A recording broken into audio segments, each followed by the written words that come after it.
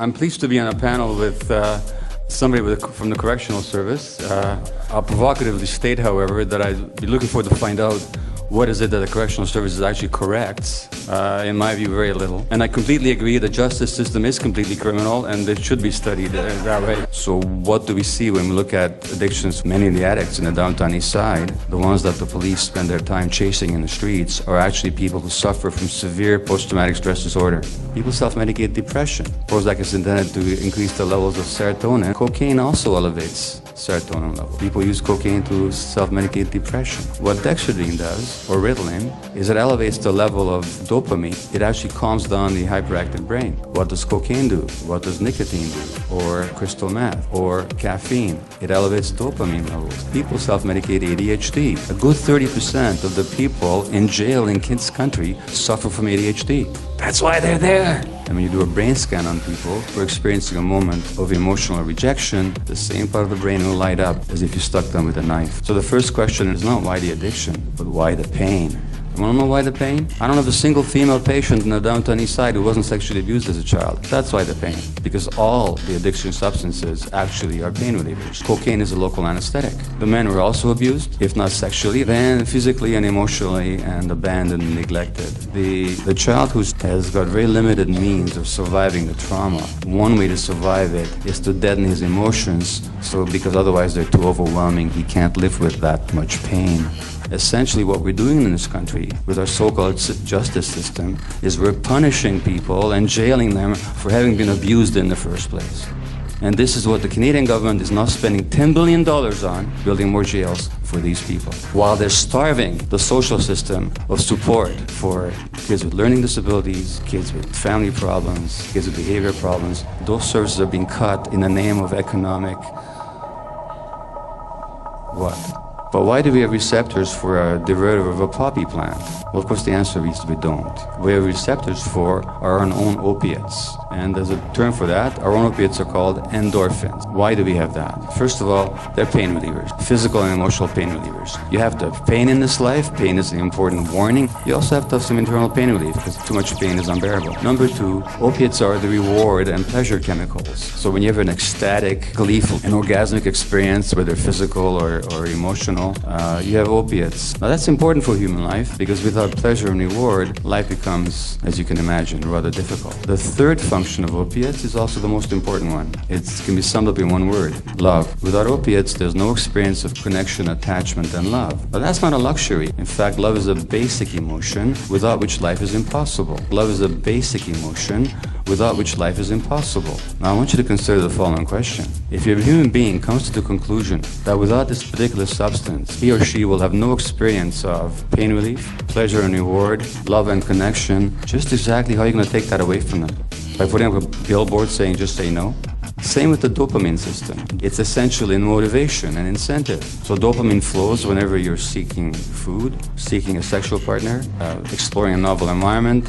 Food seeking will increase your dopamine levels by 50%, sex by 100%, a shot of cocaine by 300%, and crystal meth by 1200%. Now imagine a kid then who comes to the intuitive conclusion that without that chemical, he has no experience of vitality, curiosity, aliveness, motivation, incentive.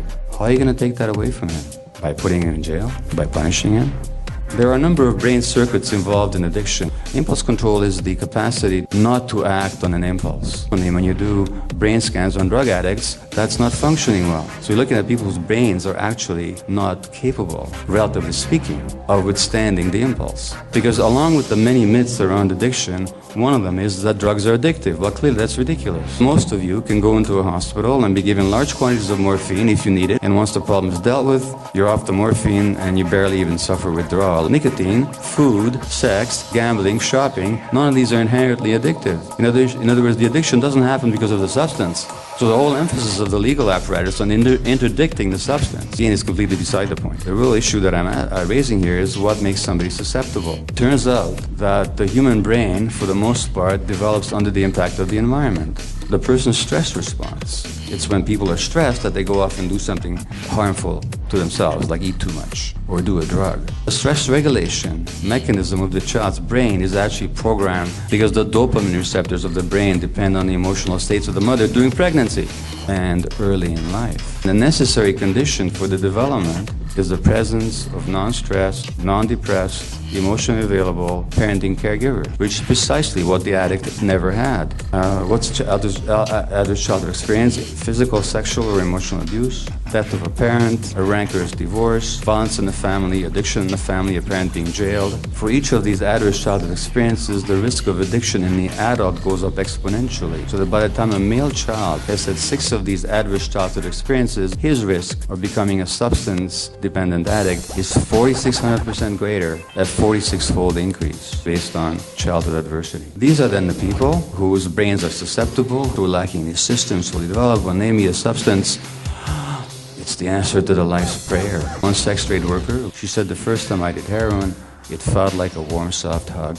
That's exactly what it was. It follows, therefore, that choice has nothing to do with it. It's all based on early experience. Genes have nothing to do with it. I shouldn't say nothing. There are genes that predispose to certain behaviors. Predisposed, though, is not the same as predetermined. So the media loves these genetic stories. So as soon as somebody discovers the alcoholism gene, it goes on the cover of Time magazine. 3 years later, it turns out that nobody discovered anything of the sort. That goes in some back little article on the violence genes. Kids who are violent are more likely to have a certain genetic variant. But it turns out, if these kids are brought up in families without violence or abuse, they're less likely to be violent than others. So it takes a combination of abuse and that gene to create the violence. Same with addiction. So genes don't determine. In fact, there's a whole science called epigenetics. The influences that override genetics are far more important than what the genes say themselves. So the genetic argument and the choice argument are simply cop-outs that prevent us from looking at what actually happens. Nothing genetic about it. There were addictive substances in North America prior to the coming of the Caucasians. Peyote, there was tobacco, there were even alcoholic spirits. There was no addiction.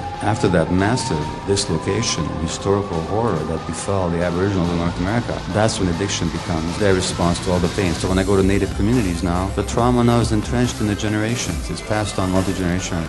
Are destroyed when their lands are taken away, when their movement is restricted. And then on top of that, when they experience generations of sexual abuse in the Christian-run residential homes. In Thunder Bay, there was a woman there from a reserve nearby. She said that in our observation, there are 188 people, 133 are addicted. And it's simply a legacy of what happened to them and what continues to happen to them. Again, the assumption when it comes to addictions is that these people have to hit rock bottom, they have to be punished and so on, then they'll see the light. No, they don't. What's rock bottom for somebody who lives in the downtown east side with HIV, having lost everything? What's the rock bottom that they're going to have to hit? People don't need rock bottom, they need the very opposite. They have to have some confidence, some hope of victory.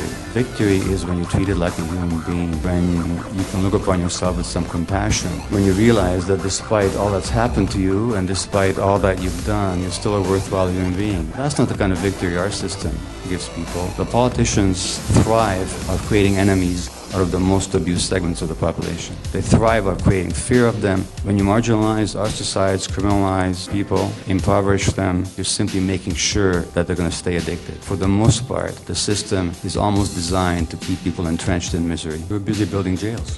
We have to get our priorities straight, right? The British Columbia government cut programs for addicted youth in the north.